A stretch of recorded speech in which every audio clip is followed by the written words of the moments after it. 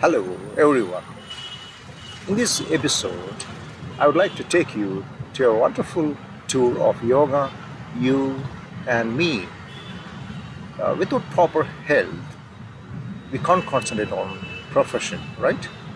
If you are not mentally fit, if you are not physically fit, there is no profession. So, in this episode, I would like to take you to a wonderful tour of this yoga, its background, from where it originated, its history and its advantage. But before that, we should know the concept of solar system. All of us we know sun is a star, a luminous ball of gas, mostly hydrogen helium, held together by its own gravity. Nuclear fusion reaction in its core supports the star against gravity and produce photons and heat as well as small amount of heavier elements. And our galaxy is called Milky Way because it appears as milky band of light in the sky when you see it in really dark night. Just as this earth goes around the sun goes around the center of Milky Way. It takes 250 million years for our sun and the solar system to go all the way around the center of Milky Way. Like Milky Way galaxy, there are many other galaxies you can see over here, and universe is all about space, time, and their contents, including planets, stars, galaxies, and all other forms of matter and energy. And next is cosmic energy. What is this cosmic energy? In fact, yoga and the ancient Indian medicine, martial arts, prana, all these are related to cosmic energy. Prana is life. This prana is life-giving force. Cosmic energy is very high energy particles have been observed to hit the earth, whose origin is likely to be outside our galaxy. Cosmic energy, the definition itself says that the universe considered as a system with an order and pattern. It is essential to maintain the order of our life and expand our consciousness. Cosmic energy is the life energy presented in the cosmos between galaxies, molecules, and space. And aura. See, you are not just your body, not your just physical body. An aura or human energy field is accorded with the New Age beliefs, colored imagination set to enclose a human body or animal or any object. Yoga and meditation is one of the best methods to strengthen your aura. See, it depends on your physical, emotional, mental, and spiritual.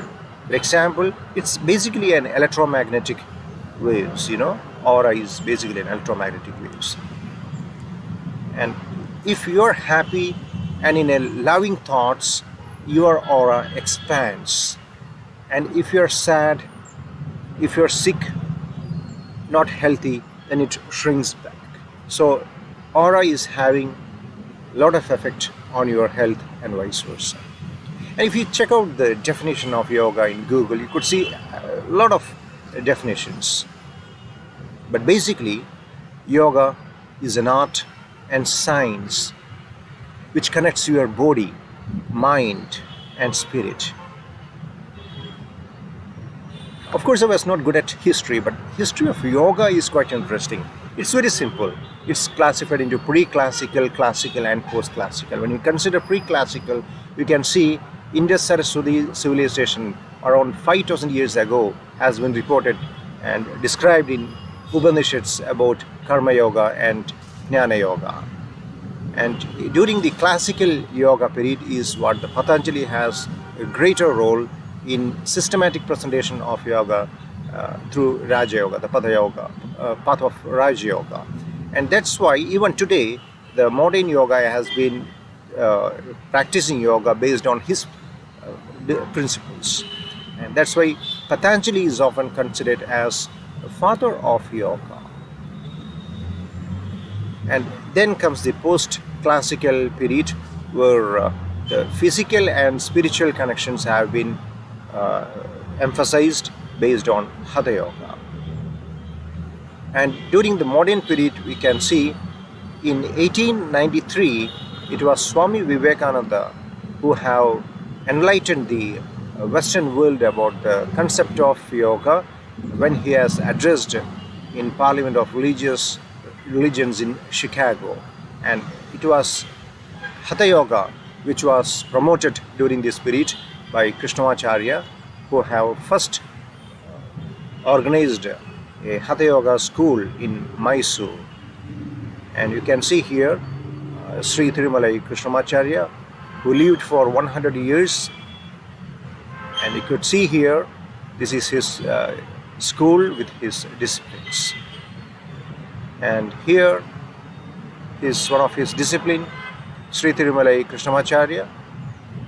Discipline is Indra Devi. Basically, she is an Russian.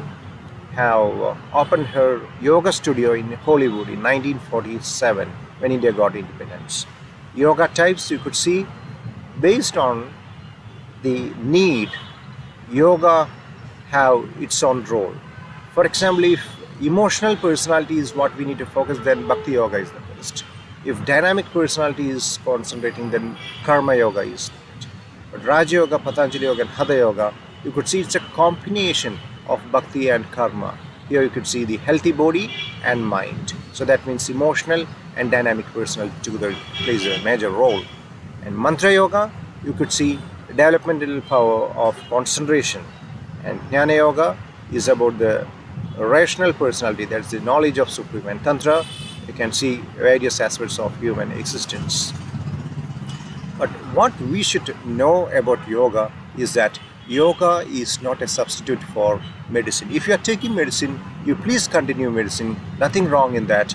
But if you continue yoga, if you practice yoga continuously, then there could be a reduction in the symptoms, or we can even reduce the dose, or perhaps if we are lucky we can avoid the medication, but that should be considered only under the direct supervision of your physician. And yoga, you can see there are various types of yoga. Slight changes here and there will be there, but we can't say one is right or one is wrong. All are having its own advantages and disadvantages, and it has been practiced accordingly without any issues. So yoga is diversified. And the third concept what I want to say is that complicated asanas. There are many complicated asanas which you are supposed to practice by yourself, and it should be done, it should be practiced under the supervision of a good yoga trainer. Yoga has, of course, nothing to do with religion. Yoga is connected to health. Yoga is not connected to religion. Now, if you see the benefits of yoga, we could see it improves health, your flexibility, breathing and balance.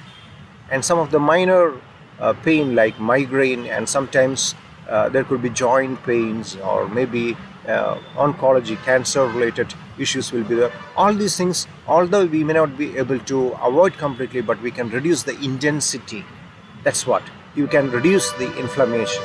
And also periodically when women are suffering from because of the natural issues, and yoga is the best way to reduce its intensity. And it of course aids the heart, it supports the health of your heart to maintain its homeostasis, and relaxes better sleep, because if you are comfortable, if your body is fit, and if your mind is having some peace, and at least if we can reduce the stress and strain, then definitely we can have a sound sleep.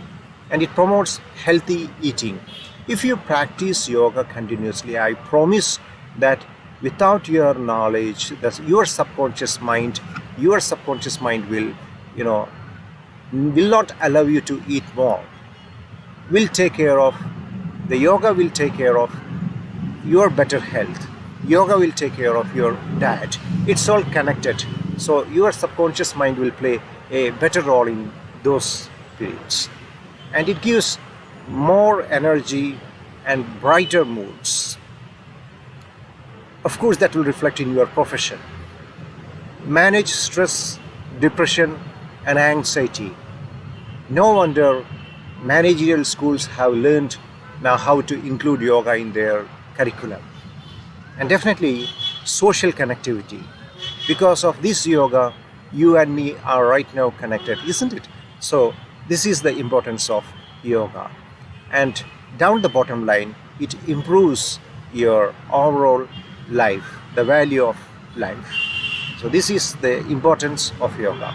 So here, let me conclude this particular episode, but the next episode will be coming shortly, where I emphasize on various asanas, various steps of yoga, which has to be practiced, and its benefits of each steps of yoga, its asanas, that we will consider in the next episode. Until then, stay healthy. Thank you.